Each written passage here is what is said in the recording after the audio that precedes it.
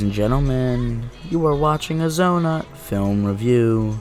Today we are going to be taking a look at the best gangster movie of all time, Goodfellas. Goodfellas isn't just an example of terrific editing and acting, it is also a great example of great directing. Scorsese said in an interview that he was influenced by gangster movies of the 1930s, like Scarface from 1932. He said that the despicable characters in the film were presented in a way that you like them. This is what he wanted, and that's what he did with Goodfellas. First, we are shown a first look into the scene from later on in the movie, the murder of Billy Batts. As we see the bloody Billy in the trunk, Tommy DeVito takes a knife and stabs him. Henry closes the trunk, and we hear one of the best opening lines in film history. As far back as I can remember, I always wanted to be a gangster. After the title sequence, we are shown young Henry Hill staring out his window at the mobsters. These next few shots emphasize the nice things that the gangsters have. These include the cars, the suits, and the jewels. The shot that cuts back to Henry shows that he's currently separated from that life, the window blinds acting as a barrier. In Henry's eyes, the gangsters have no restrictions. This is the life that Henry wants. Scorsese uses the freeze frame a lot in the beginning of the movie. Each freeze frame showcases an important memory in his childhood. The freeze frames also signify the lessons learned by Henry in his childhood. He has to make a decision of what is worse, being punished for doing the bad thing or not being able to do the bad thing. We see that Henry chooses to do the bad thing and be punished. After Henry is told that he isn't allowed to hang out with his gangster friends for skipping school, they kidnap the postman and have him stop delivering mail from Henry's school. This freeze frame shows that with enough power, you can get anything. This freeze frame of Jimmy Conway is the most important freeze frame in my opinion. Young Henry is amazed at the wealth and power De Niro's character has. Later on, they become really close friends. Jimmy shows Henry the thing that can get you anything you want besides power. Money. When Henry gets caught for selling cigarettes, he shows up in court and Jimmy tells him the two greatest things of life. Never rat on your friends and always keep your mouth shut. The last freeze frame for a while shows the happiest memory from Henry's childhood. Henry officially becomes part of the mafia. Jimmy acted as Henry's father figure because Henry didn't think his own father was much as a father figure. The last interaction that we see between Henry and his parents in the movie is when he shows up to his house in a suit. His mother says that he looks like a gangster. Hey Mom, what do you think?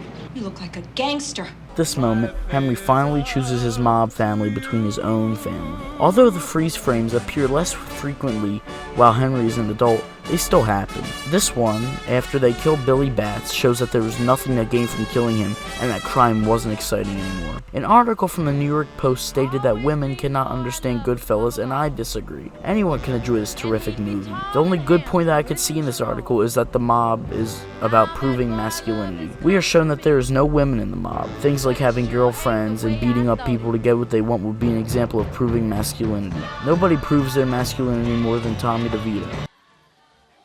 Now go home and get your fucking shine box. Motherfucking mutt! You fucking piece of shit! Yeah. Come on. Tommy DeVito. His temper causes so many people to be killed, including Billy Batts. This is why Scorsese shows us this scene in the beginning, to show that it is important. Later, we find out why it is important. When Tommy is killed, this is considered payback for killing Billy Batts.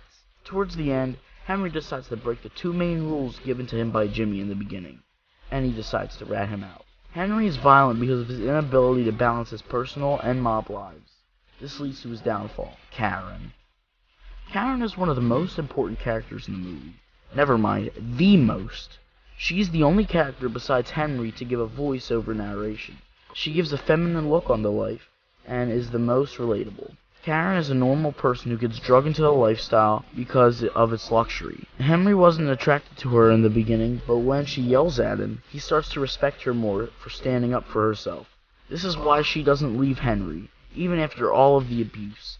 She doesn't want to leave this luxury lifestyle. Scorsese shows this luxury by long shots, panning to characters and objects that depict luxury. Arguably, the most famous shot is the Copacabana shot, a 3-minute non-stop shot of Henry leading Karen into the nightclub.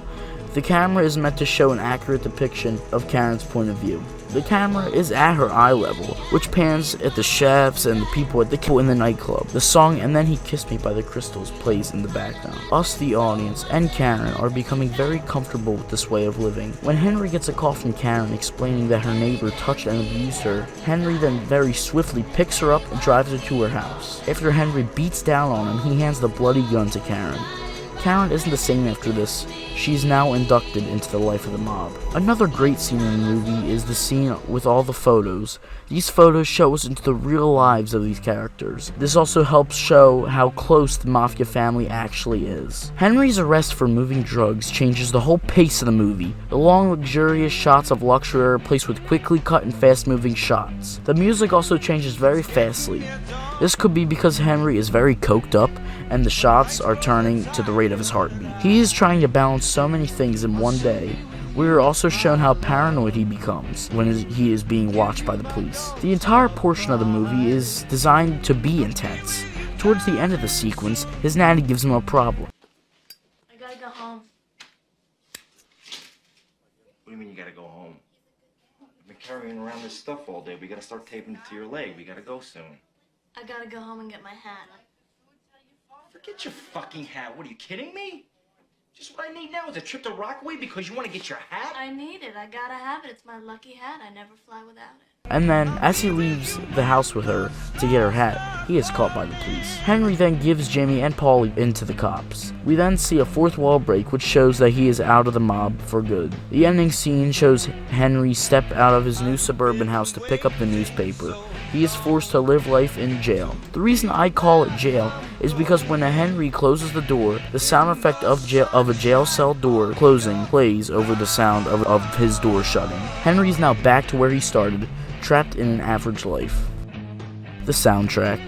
The soundtrack in this movie not only shows time, but also shows Henry's enjoyment throughout this life of being in the mob. We are given a voiceover by Henry throughout the film. This is similar to Scorsese's newer movie from 2013, The Wolf of Wall Street, which I will touch upon later. We are shown Tommy and Henry rob the airport while Look in My Eyes by the Chantels plays in the background. The next shots are very close up, and a mix of this with the calm music shows how easy it was to actually rob the airport. We are introduced to Billy Batts, who seems to mess around with Tommy a little bit about his shine box, and then we see Tommy freak the hell out, which scares us a little bit because we know what Tommy is capable of when he is mad. Tommy leaves and we think everything's gonna be alright, and Tommy just needs to calm down a little bit. We then hear a different type of song that we haven't heard in this movie earlier, Atlantis by Donovan. Tommy then comes back inside and he and Jimmy beat down Billy Batts almost to death. Remember when Jimmy was choking out the wig guy? Henry was laughing, dying of laughter. While Tommy and Jimmy beat up Billy, Henry doesn't really seem amused. He seems scared and freaked out. The love songs from earlier in the film turn into late 60s rock and roll songs, some from the Rolling Stones. This well complements the insane drug use that we are about to witness. Henry sells, makes money, and does some of the drugs himself. Someone was taken to the daring-free gun raid at the Lufthansa cargo terminal at Kennedy Airport. The FBI says $2 million. Port Authority police say $4 million. The city...